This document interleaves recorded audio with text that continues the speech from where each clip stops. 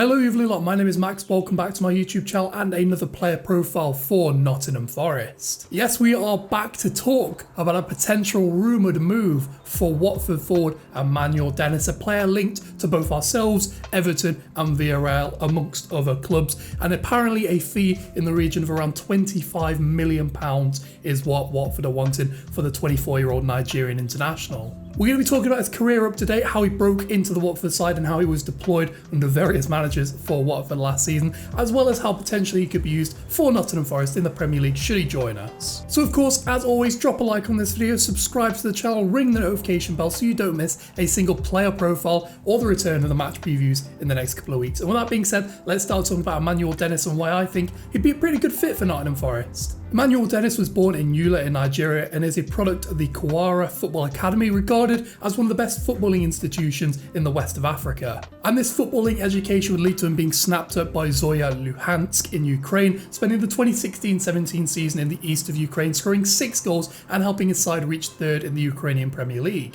And this impressive campaign would attract the interest of other clubs around Europe, as he would eventually join Club Brugge in Belgium for a fee in the region of around £1 million, signing initially a 4-year deal with the club and getting the opportunity to compete in a more competitive league and on the European stage in the Champions League. And during his stint in Belgium, he would score around 30 goals and about 120 appearances for the club, including 2 in the Champions League against Real Madrid at the Bernabeu in a 2-2 draw, probably his best appearance for the club to date. However, injuries and a lack of form really prevented him from getting a good run of fixtures together, and eventually Bruges would decide to cut their losses and sell to recently promoted Premier League side Watford for a fee in the region of around £3 million.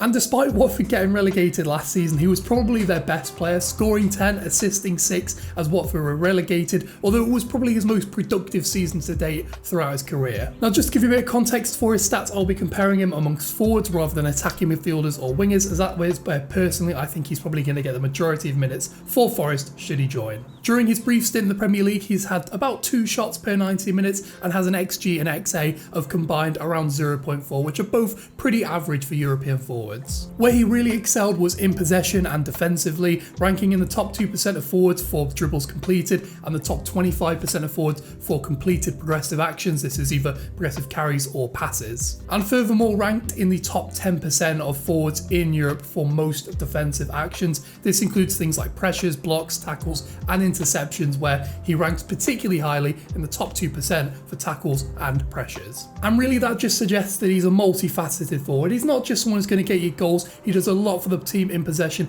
helping drag them up the pitch on the counter-attack. And in terms of defensive work, there are very few forwards in Europe who do more than Emmanuel.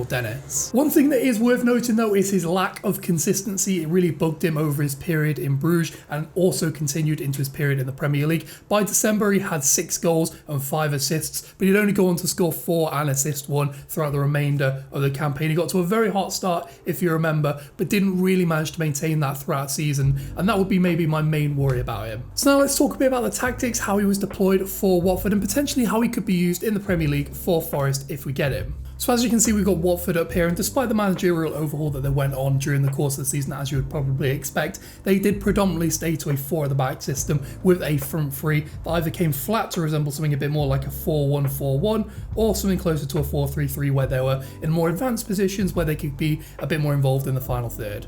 And our man Emmanuel predominantly played either through the middle as a striker or predominantly from the left. That's probably where he picked up the most of his minutes. He can play on the right as well, but I would personally say from what I've seen of him, he does his best work playing off the left-hand side. That being said though, the front line is pretty fluid. He can come into central areas. João Pedro can come and drift into the left-hand space. He could swap wings with someone like Ismail Assar on the right-hand side. And he's really good at either coming deep to help link up play with his midfielders or looking to get in behind, say if the opposition are playing something closer to a higher line. He likes to get these sort of little curved runs. He loves these into-out runs that a lot of forwards really prefer in the modern day.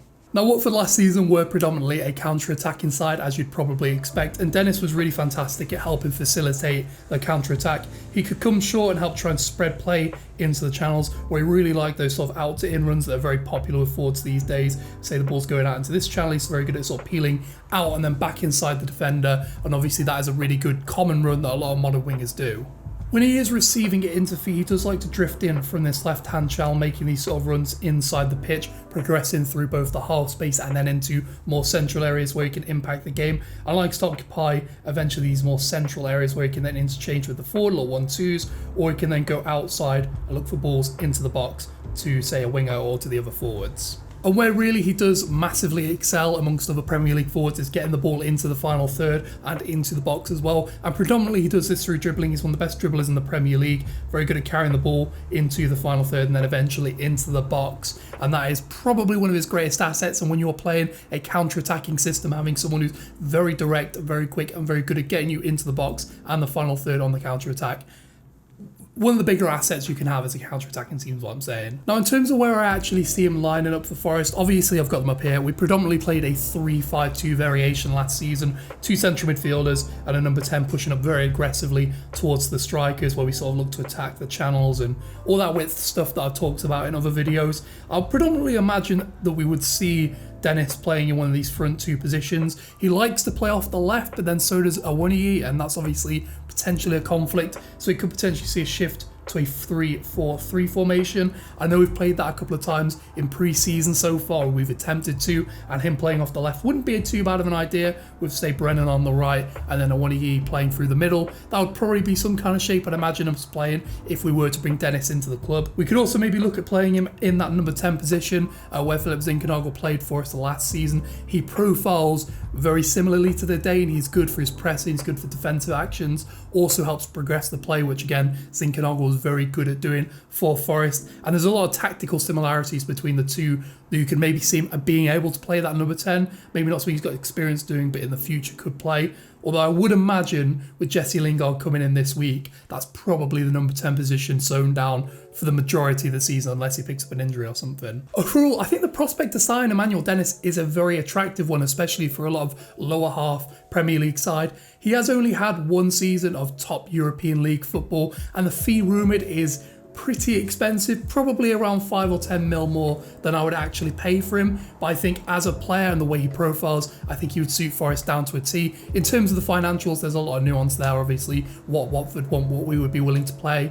And I would say something in the region to 15 to 17 would be a good fee for the Nigerian. Now, one thing I want to start doing is actually giving a grade to these rumours, and Emmanuel Dennis is no different. We're going to be ranking him based on how I think this deal will do. And personally, I think if this was to happen, it would be a B+ deal. The only thing stopping it from being an A personally for me is the fee and also the lack of consistency from the player. In terms of fit, I think he's a perfect tactical fit for our system, an aggressive pressing forward who can score goals and create for his teammates. But I still don't think I would pay £25 million for him, especially with the other surgery that needs doing to the squad. Morgan Gibbs-White potentially trying to get over the line as well. I would probably only pay maybe 12 to 15 for him in the first place, maybe with some add-ons, definitely not in the region of 25. And the lack of consistency is also a slight problem for me. But again, with a good coach, I think this could be addressed. So of course, let me know what you think of the rumour linking Emmanuel Dennis to Nottingham Forest in the comments section below, and give me your grade for how you think he would do for the club should he join, and the deal overall. With that being said, drop a like on this video, subscribe to the channel, ring the notification bell so you don't miss a video, and I will catch you later.